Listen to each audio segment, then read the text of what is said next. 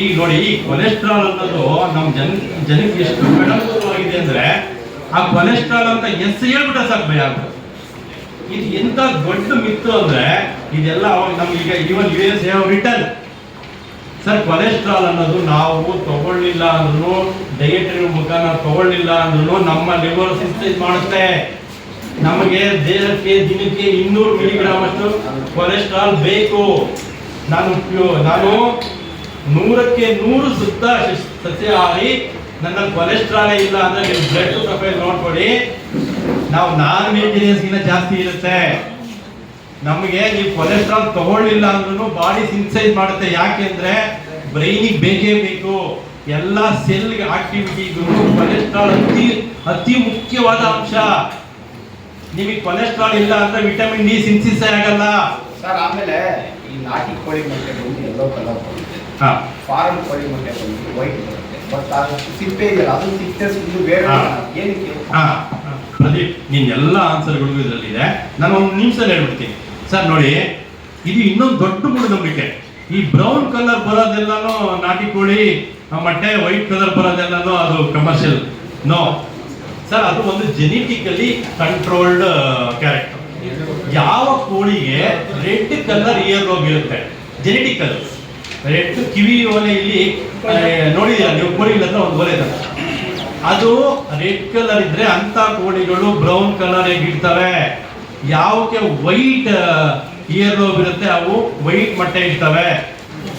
ನಮ್ಮ ನಾಟಿ ಕೋಳಿಗೆ ಎಲ್ಲದಕ್ಕೂ ರೆಡ್ ಇಯರ್ ಲೋಬ್ ಇದೆ, ಹಾಗಾಗಿ ಬ್ರೌನ್ ಕಲರ್ ಇರ್ತವೆ. ಹಂಗೆ ಪ್ರಪಂಚದಾಗ ಎಷ್ಟೋ ಇದಾವೆ. US ಅಲ್ಲಿ ಎಷ್ಟೋ ಬ್ರೀಡ್ಸ್ ಇದಾವೆ, ಯುರೋಪ್ ಅಲ್ಲಿ ಎಲ್ಲ ಬ್ರೀಡ್ಸ್ ಇದಾವೆ, ಎಲ್ಲಾನು ಬ್ರೌನ್ ಕಲರ್ ಮೊಟ್ಟೆನೇ ಇರ್ತವೆ. ಸೊ ಹಂಗಾಗಿ ಬ್ರೌನ್ ಕಲರ್ ಇದನ್ನು ವೈಟ್ಗೂ ನ್ಯೂಟ್ರಿಷನ್ ಏನು ಡಿಫ್ರೆನ್ಸ್ ಇಲ್ಲ. ಅದು ಒಂದು ಕಲರ್ ಅಷ್ಟೇ, ಅದು ಪಿಗ್ಮೆಂಟ್ ಇಂದ ಬರುವಂತದ್ದು. ನ್ಯೂಟ್ರಿಷನ್ ಡಿಫರೆನ್ಸ್ ಅಲ್ಲ.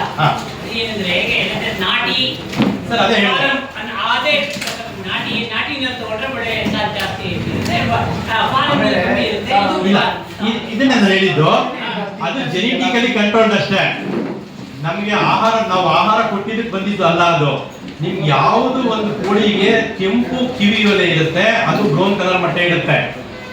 ಯಾವ ಕೋಳಿಗೆ ಕಿವಿ ಒಲೆ ವೈಟ್ ಇರುತ್ತೆ, ಅದು ವೈಟ್ ಮೊಟ್ಟೆ ಇರುತ್ತೆ. ನಮಗೆ ನಮ್ಮ ಎಲ್ಲಾ ನಾಟಿ ಕೋಳಿಗಳಿಗೂ ರೆಡ್ ಕಿವಿ ಒಲೆ ಇರೋದ್ರಿಂದ ಅದು ಬ್ರೌನ್ ಕಲರ್ ಕೊಡುತ್ತೆ. ಅಷ್ಟು ಬಿಟ್ರೆ ನಿಮ್ಗೆ ನ್ಯೂಟ್ರಿಷನ್ ವೈಸ್ ಏನೂ ಡಿಫ್ರೆನ್ಸ್ ಇಲ್ಲ. ಅದು ಒಂದು ಪಿಗ್ಮೆಂಟ್ ಇಂದ ಬರುವಂತದ್ದು ಅಷ್ಟೇ. ಹಂಗೆ ನೋಡ್ಕೊಂಡ್ರೆ ನಾವು ನಾಟಿ ಕೋಳಿ ಮೊಟ್ಟೆ ಕೇವಲ 40 ಗ್ರಾಮ್ ಇರುತ್ತೆ.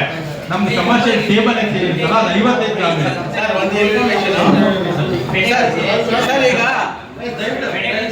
ಸರ್, ಈಗ ಮೊಟ್ಟೆ ತಗೋತಾರೆ, ಅನ್ಕೊಳ್ಳೋದು ಏನು ಗೊತ್ತಾ, ಮೊಟ್ಟೆ ಹೊಡೆದು ಒಳಗಿರೋದನ್ನ ತಿನ್ಬೇಕು ಅಷ್ಟೇ.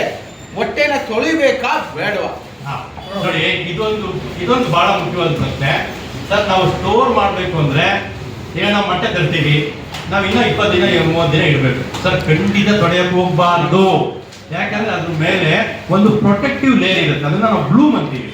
ನೀವು ತೊಳೆದು ಬಿಟ್ರೆ ನೈಸರ್ಗಿಕವಾಗಿ ಬಂದಂತಹ ಒಂದು ಏನ್ ಲೇಯರ್ ಇದೆ ಅದು ಹಾಳಾಗ್ಬಿಡುತ್ತೆ.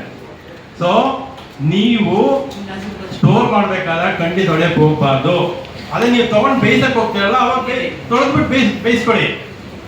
ಆದ್ರೆ ತಂದ್ಬಿಟ್ಟು ತೊಳೆದ್ಬಿಟ್ಟು ನೀವು ಸ್ಟೋರ್ ಮಾಡಕ್ ಹೋದ್ರೆ ಬೇಗ ಕೆಡುತ್ತೆ. ತೊಳೆದ್ಬಿಟ್ಟು ಬೇಯಿಸ್ಕೊಳ್ಳಿ ಅಂದ್ರಲ್ಲ, ತೊಳಿಲೇಬೇಕಾ? ಅದ್ರ ಮೇಲೆ ಕೊಳೆ ಎಲ್ಲ ಇರುತ್ತೆ. ನೀವು ಬೇಯಿಸೋದಕ್ಕಿಂತ ಮುಂಚೆ ತೊಳಿಲಿ ಅಂತ ಹೇಳಿದ್ದಾರೆ. ತೊಳಿಲೇಬೇಕು. ತೊಳಿಲೇಬೇಕು. ಆದ್ರೆ ಸ್ಟೋರ್ ಮಾಡಕ್ ಮುಂಚೆ ಅಲ್ಲ. ಆಯ್ತು ಸರ್, ಆಯ್ತು.